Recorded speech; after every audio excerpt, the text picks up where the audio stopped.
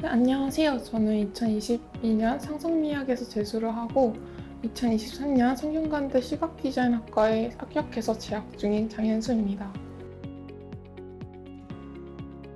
저는 2023학년도 수능에서 국어 2, 그리고 세계지리 1, 해문화 2, 그리고 영어 3등급을 맞았고 성균관대학교 시각디자인학과, 서울과학기술대학교 시각디자인학과, 동덕여자대학교 시각 실내 디자인 전공에 지원해서 3군데 모두 합격했습니다.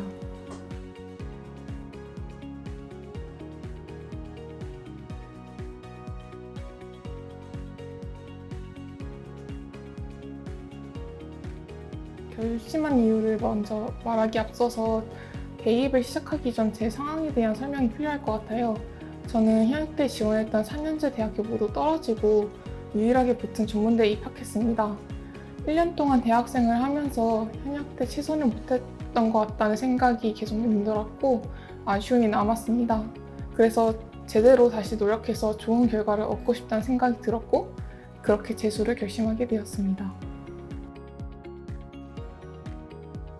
저는 대입 시작하기 전에 여러 학원들을 방문하면서 답사를 했었는데요. 그러던 중 상상미학을 알게 되어 직접 방문해서 상담을 받았었는데 시설도 너무 깨끗하고 대표님이 자세하게 설명을 잘 해주셔서 믿음이 갔었던 것 같습니다. 이후에 최종 결정을 하고 1월부터 공부를 시작했습니다. 우선 저는 이전에 제가 가지고 있었던 공부 습관을 모두 버리고 학원 선생님들께서 가르쳐주신 공부 방식을 따르려고 했어요. 국어는 수업 시간에 배웠던 독해법을 적용하면서 감이 아닌 지문에 제시된 텍스트에 근거해 분석하면서 공부했었던 것 같습니다. 그리고 양이 아닌 질을 생각했습니다. 많은 친구들이 국어 공부를 문제 푸는 양으로만 채우려고 하는데요. 저는 문제를 풀고 지문과 선지에 대한 분석 정리를 하고 문제를 풀면서 했던 제 사고 과정에 대한 피드백을 스스로 진행을 했습니다. 그리고 자습 시간에 제 시험지를 선생님 연구실에 가져가서 어떻게 문제를 접근했는지와 풀이 과정이 시험에서 어떻게 이루어졌는지에 대해 이야기를 나누면서 피드백을 받았습니다.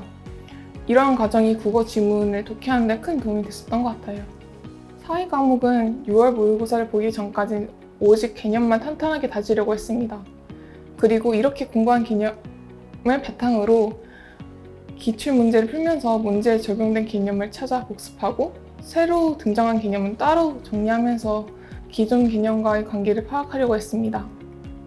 그리고 9월 모의고사 이후부터는 문제풀이에 대한 테크닉을 쌓으려고 했습니다. 사회 과목은 단순 암기가 아니라 이해를 하면서 문제에 적용하려고 하는 것이 중요한 것 같아요. 어려웠던 과목이라기보다는 고민거리가 하나 있었는데요. 사회 과목에서 이제 제가 이미 이해하고 있는 개념과 이해하지 못하고 계속 문제에서 틀리는 개념이 헷갈리는 경우가 있었어요. 그럴 때는 노란 색깔이나 주황 색깔 같이 좀 눈에 잘 띄는 형광펜을 사용해서 제가 알고 있는 개념과 모르고 있었던 개념을 구분시키면서 공부하려고 했던 것 같습니다. 대입에 임하는 태도가 자체가 달랐던 것 같아요. 현역 때 저는 스스로에게 너무 간대했어요. 늘 뭐든 하든 적당히 하려 했고 이 정도면 인서울은 가겠지, 어떻게든 대학에 붙겠지 라는 생각에 빠져 있었던 것 같습니다. 2023학년 수능을 준비하면서 스스로를 객관적으로 바라보려고 했어요. 그러다 보니 제가 처한 상황이 넓게 보이기 시작했고 실질적인 실력 향상을 위한 해결 방안도 보다 쉽게 찾아졌습니다. 그냥 제 할 일을 했었던 것 같아요.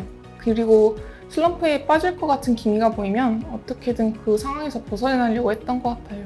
애초에 그냥 슬럼프를 맞닥뜨리지 않으려고 했어요. 당당한 사람이 이기는 싸움인 것 같습니다.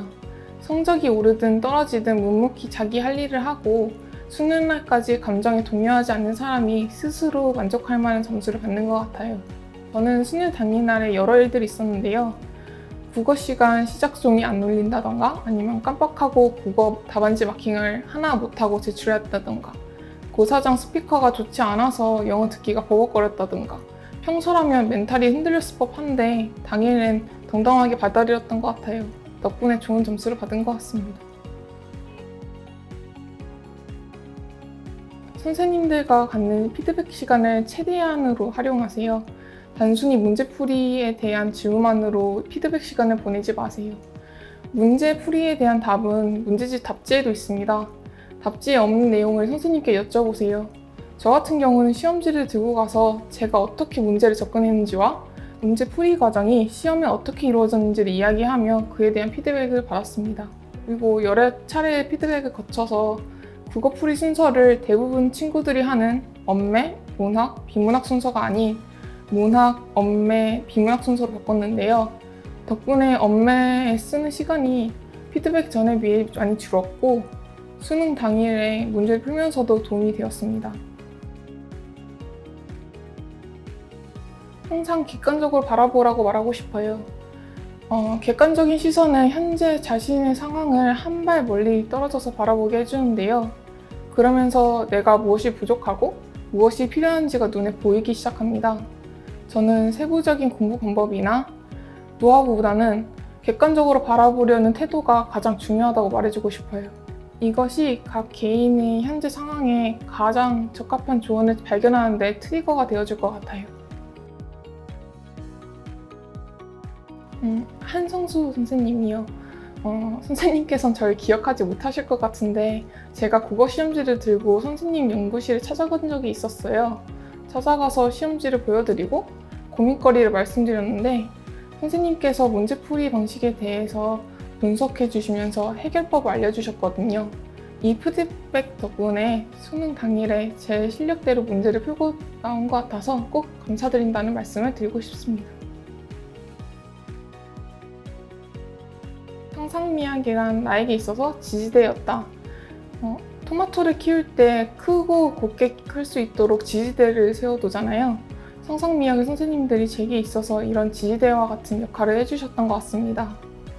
공부 습관이 잘못 들려져 있었던 저에게 어떻게 공부를 하면 되는지 방법을 알려주고 나아갈 방향을 잡아주셔서 지원한 모든 대학에서 합격이라는 성공적인 결과를 얻을 수 있었던 것 같습니다.